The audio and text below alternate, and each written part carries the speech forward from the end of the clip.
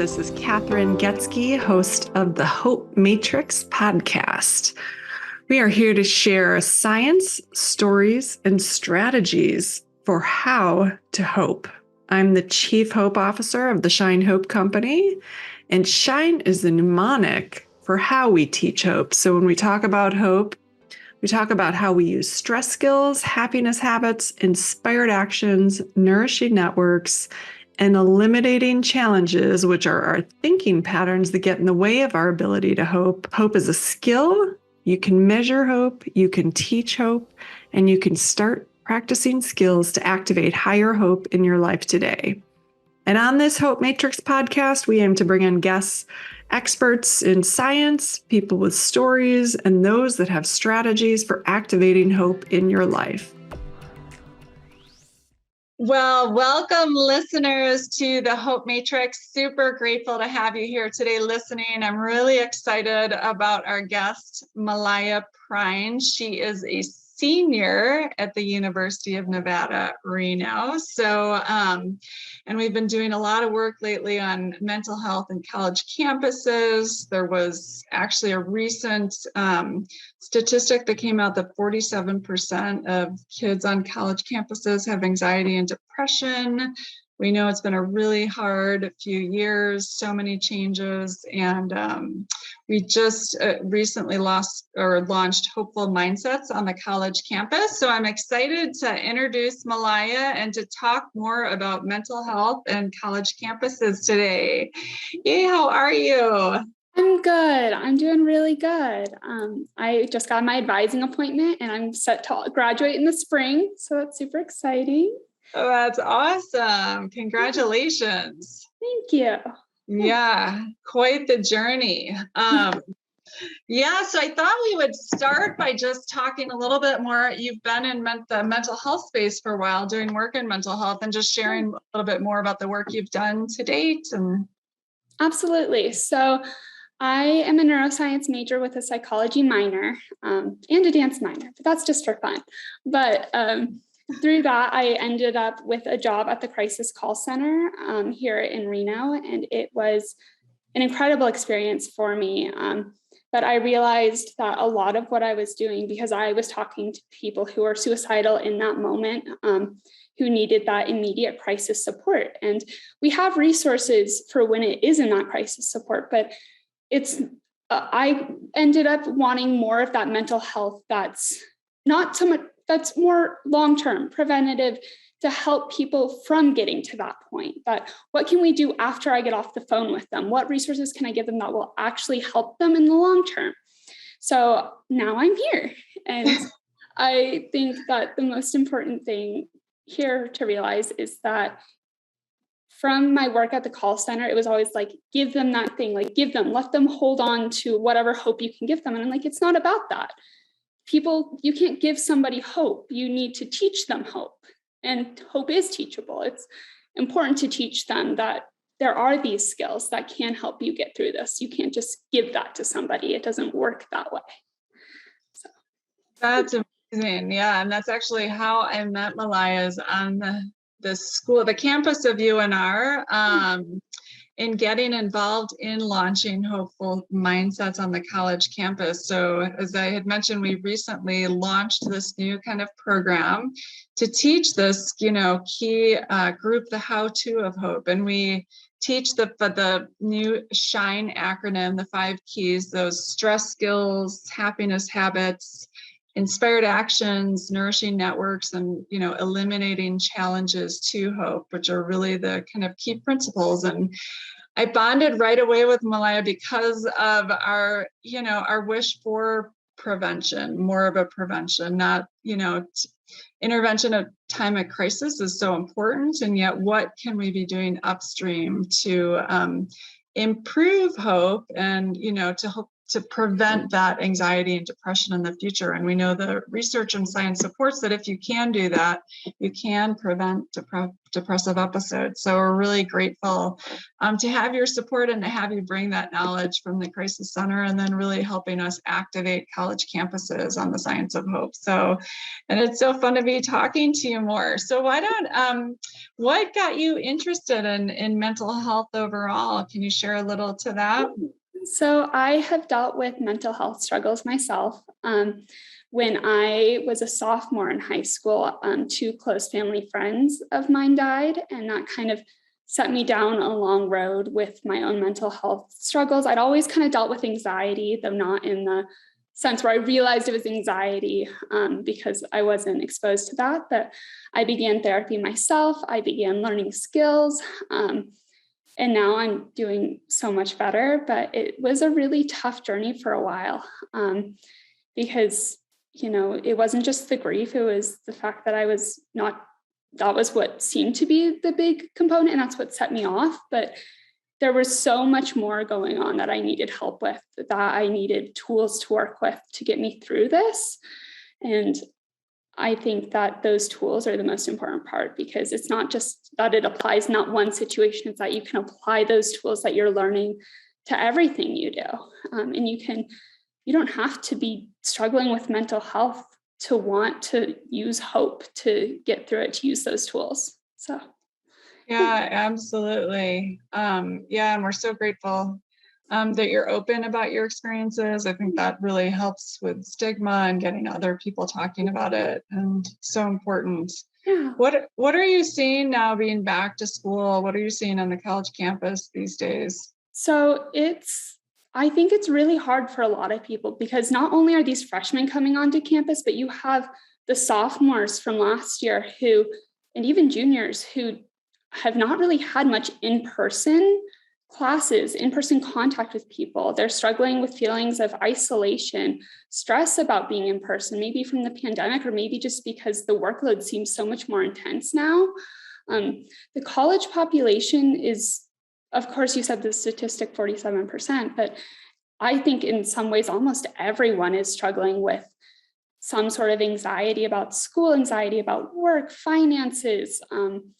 There's so many different things as a college student that you have to that seems like you have to have all perfect all the time, but it's really not that way. It's just that's the stress put on you by others or intrinsically, or just there's seeing it happen. Like even in my sorority, I see so many people who are struggling with balance, academics, social, trying to find those connections with people again, trying to make that support system. And it's really hard for a lot of people, especially newer freshmen and sophomores coming onto campus who have never experienced this before.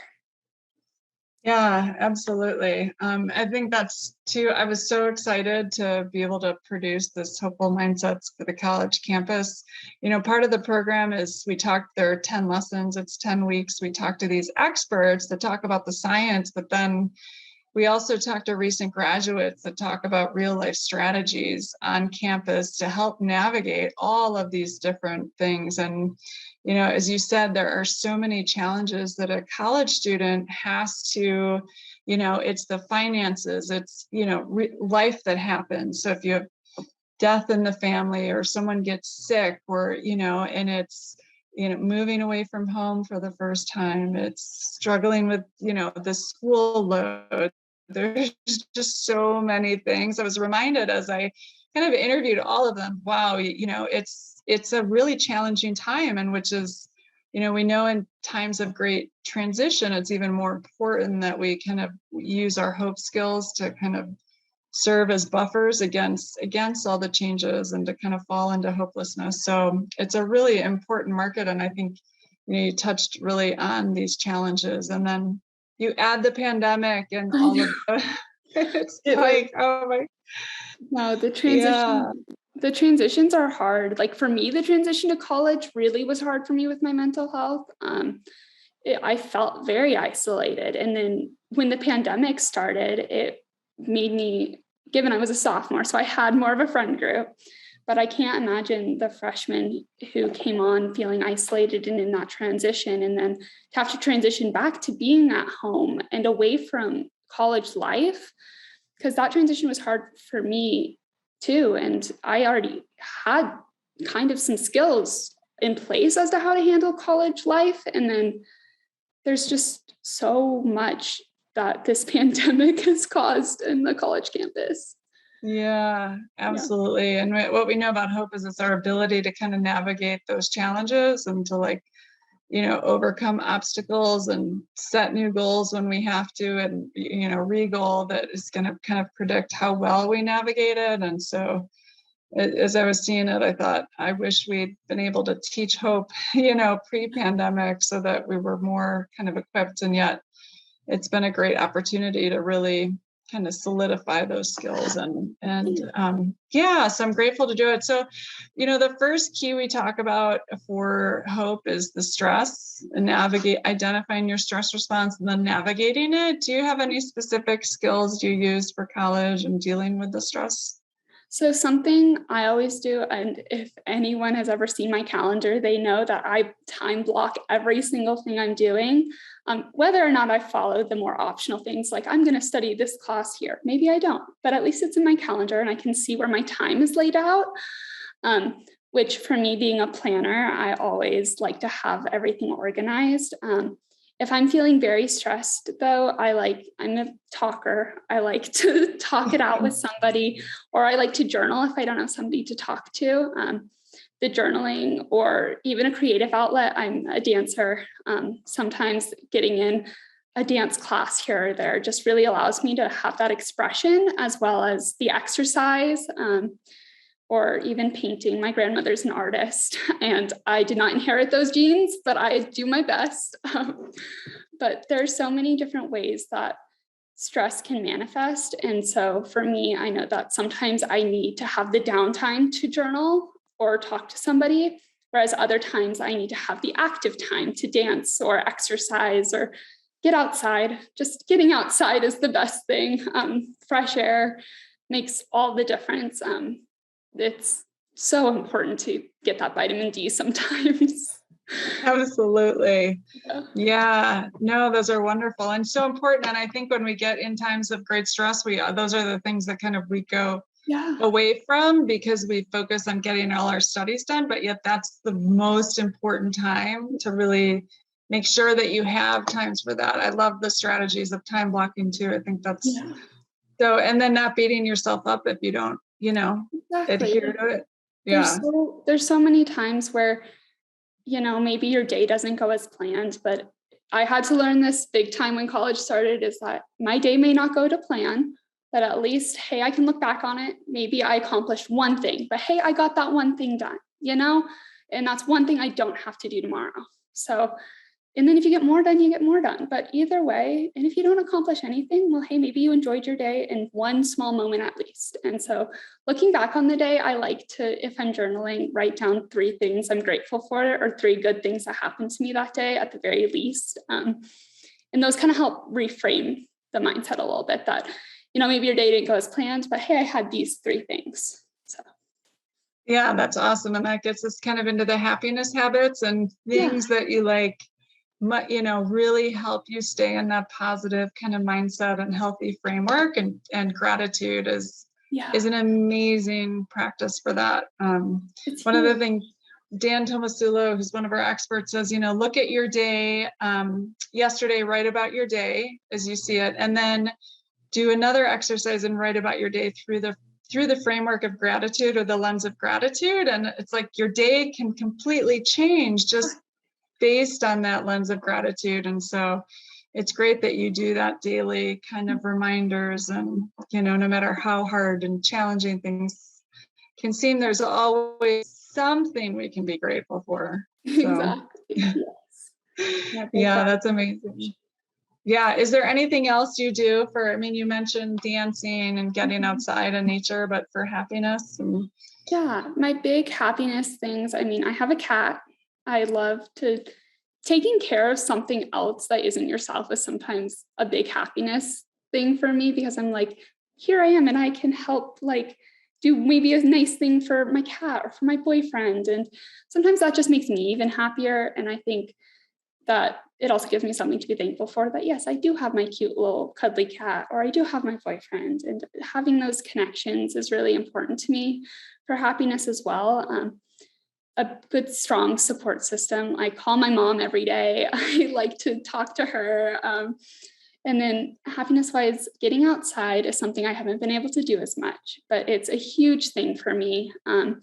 I love rock climbing, skiing. I'm so excited for ski season. When that happens, family ski days every Sunday. That's like the go-to. So I'm so excited. And at least daily, I try to do one thing that's, I guess, self-care, that happiness habit. That's for me. That just is to help me, feel like, hey, here's my little like token of happiness for the day. Whether or not I've had multiple, or whether that's, my little thing I can pinpoint. So.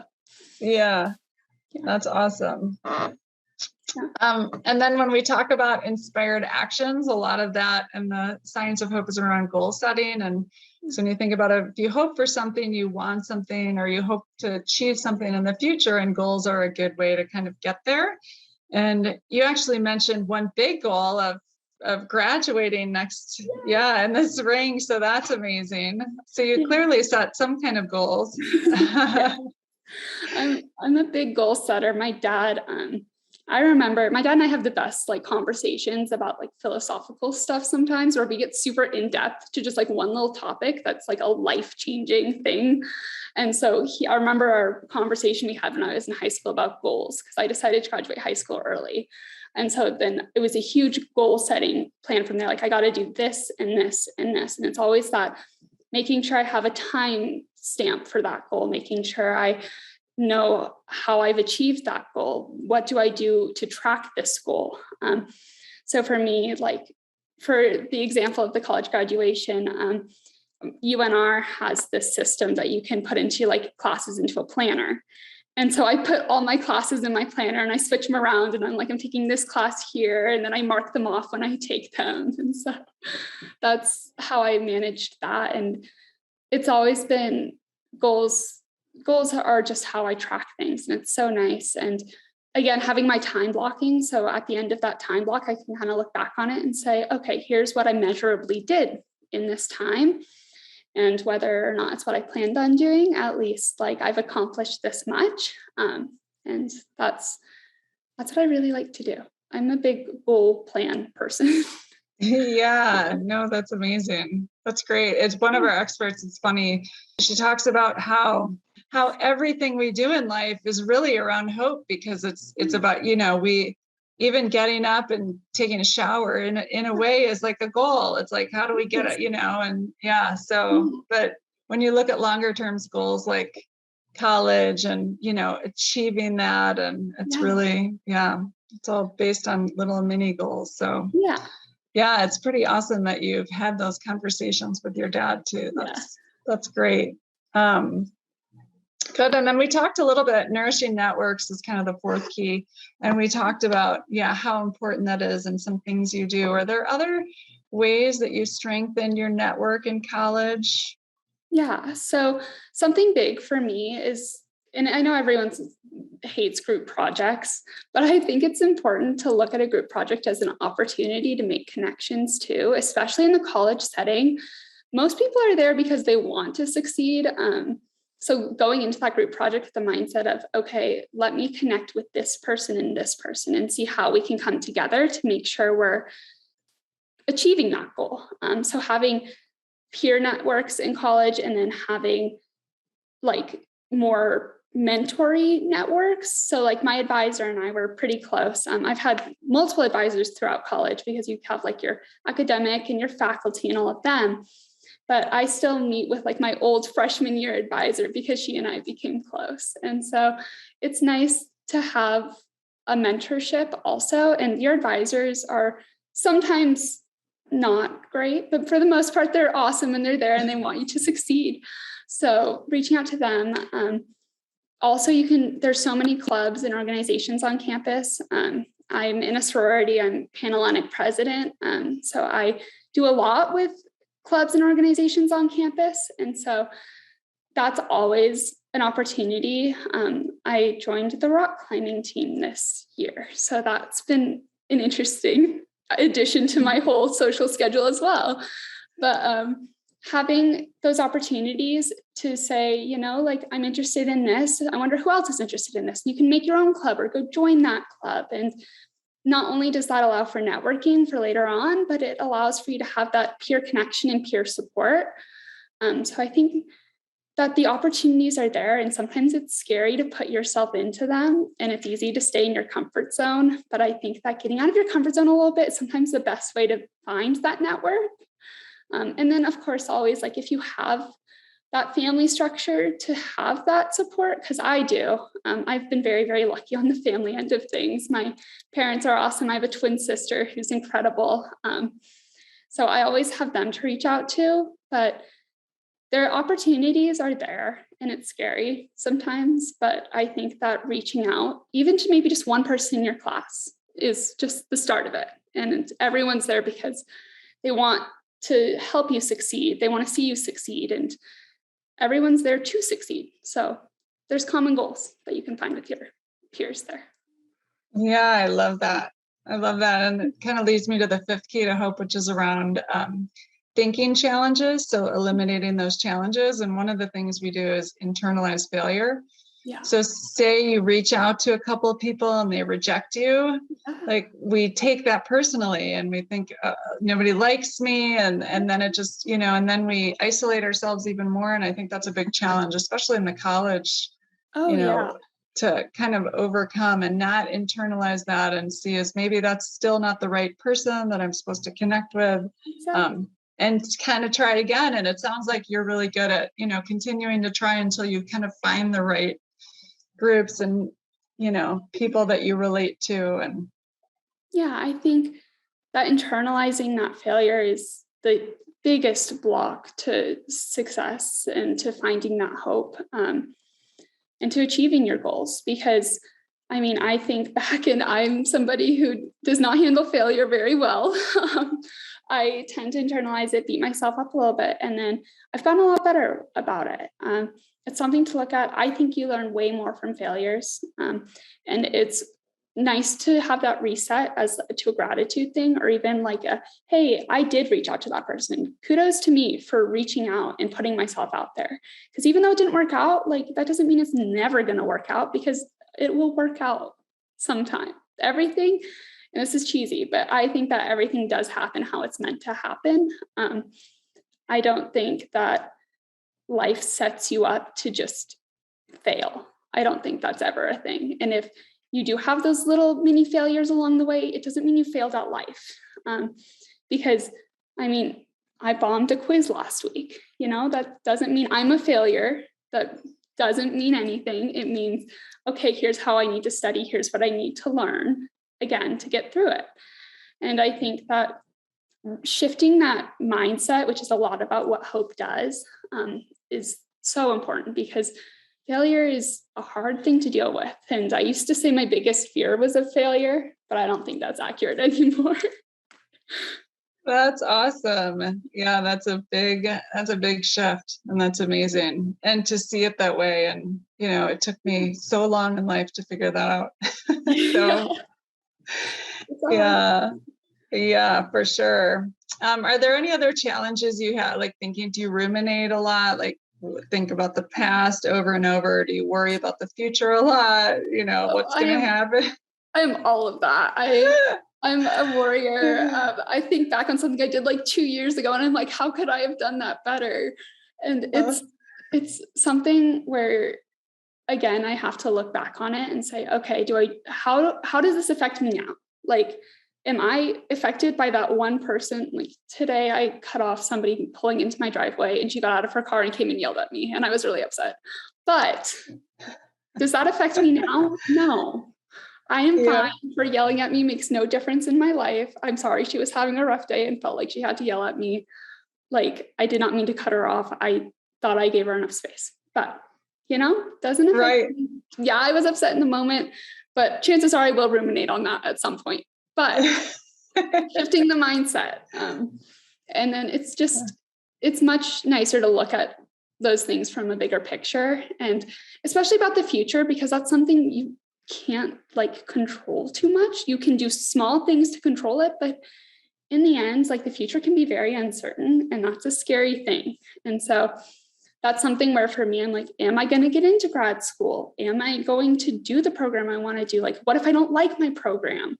And so I think about those things and I'm like, there's no harm in trying. There's no harm in doing what I can do now. Because worrying about the future, okay, what are the steps I need to take to make the future I want happen? Going back to the goal setting. So for me, I want to get into grad school for clinical mental health counseling. Okay, so I need to write my statement of purpose. I need to get my references. I need to start my application, which it is started. I am that much of the way through. But there are certain things that you can do. And maybe it's, I'm going to start today because I'm worried about my future. So I'm going to start that goal today. And that often helps me. If I can set a goal as to something I'm worried about, like how do I resolve that worry? And then I'm going to start on it, or I'm going to set that time that I want to have it done by, and I'm going to do it by then. So the goals help me kind of facilitate that worry. Yeah, that's amazing. And yeah, that's so true. Just writing it down and then taking one small step is, has been so helpful for my own kind of anxiety. And then you also bring up the really important part of controlling what you can control and letting go of what you can't control. And that's like one of our exercises is, inside the sunflower is what you can control, outside is what you can control. And like getting really clear on that and learning how to let go of what you can't control. Exactly. When we hang on to that uncontrollable, that's how hopelessness just escalates and escalates. So exactly.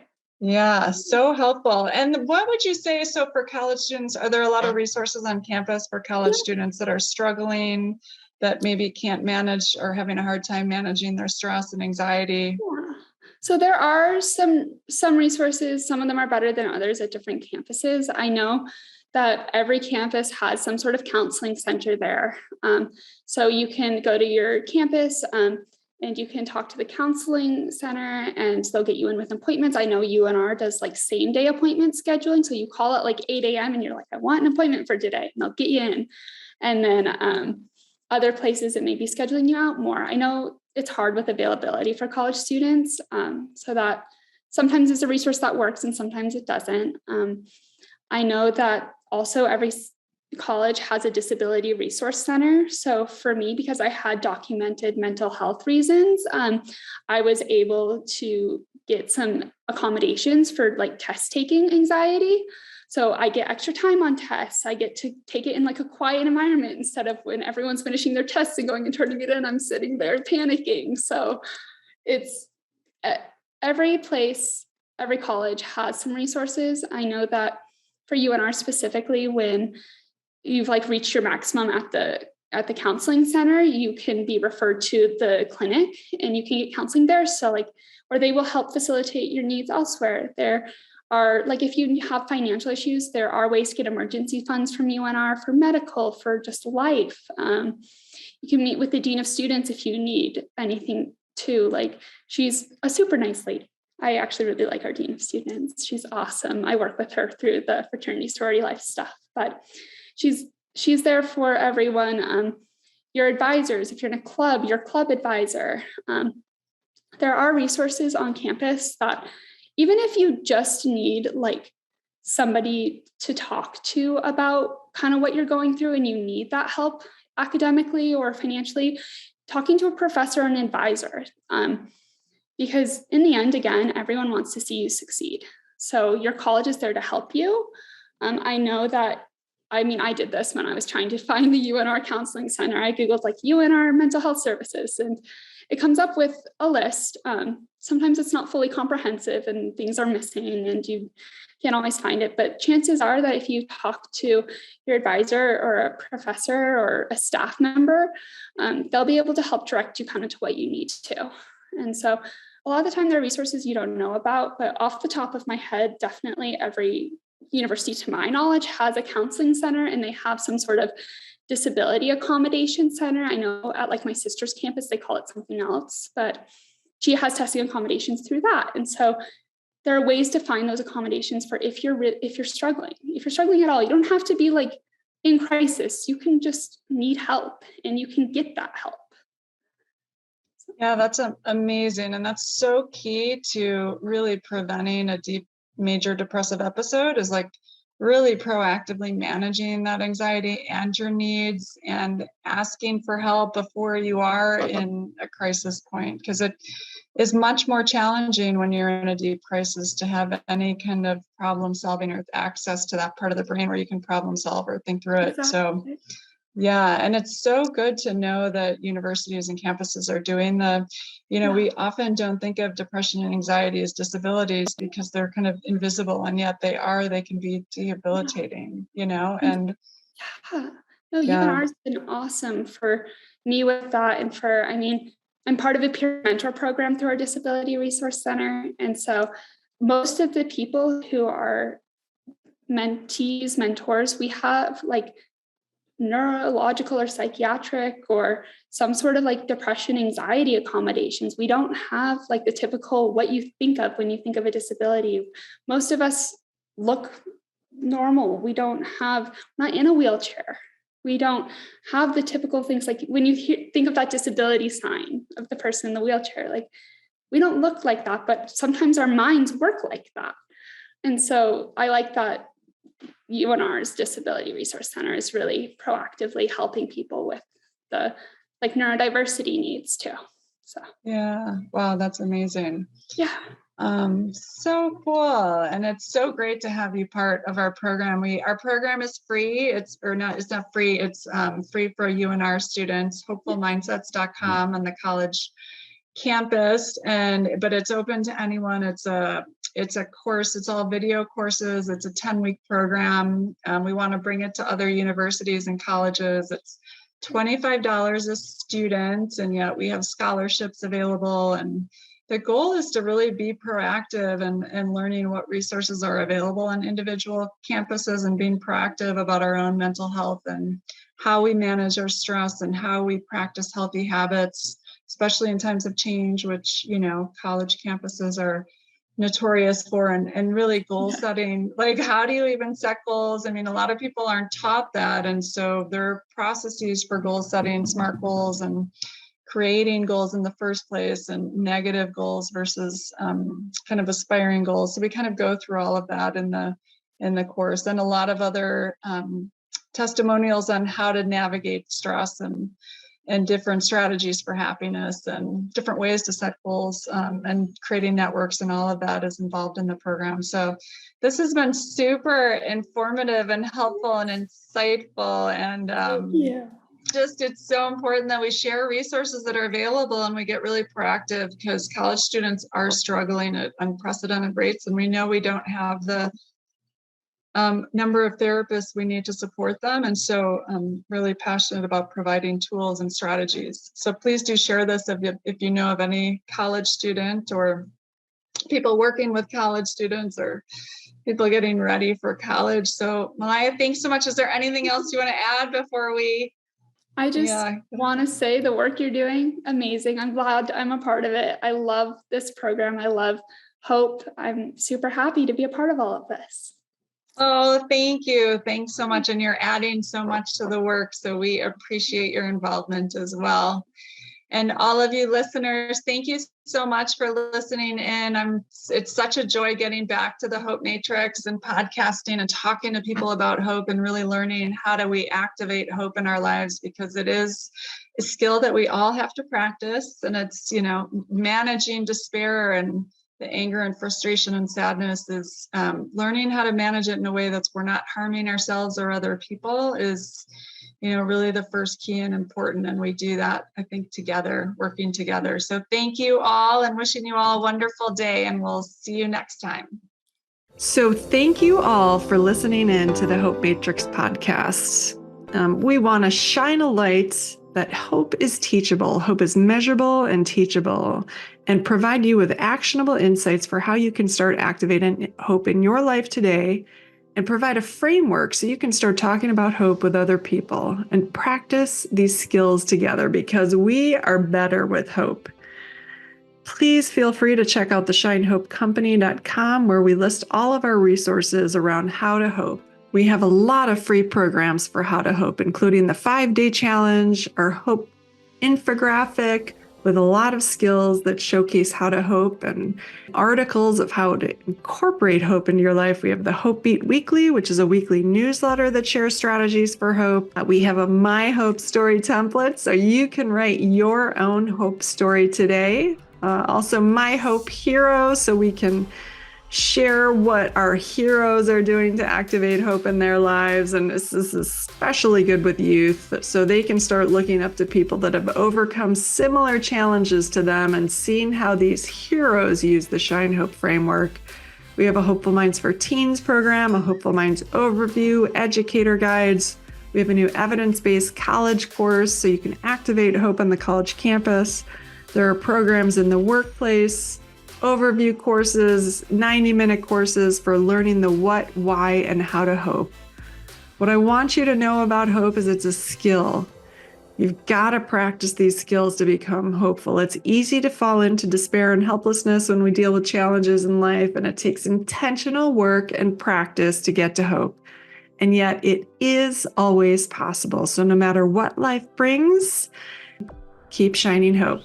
Thanks so much for listening in. Have an awesome day.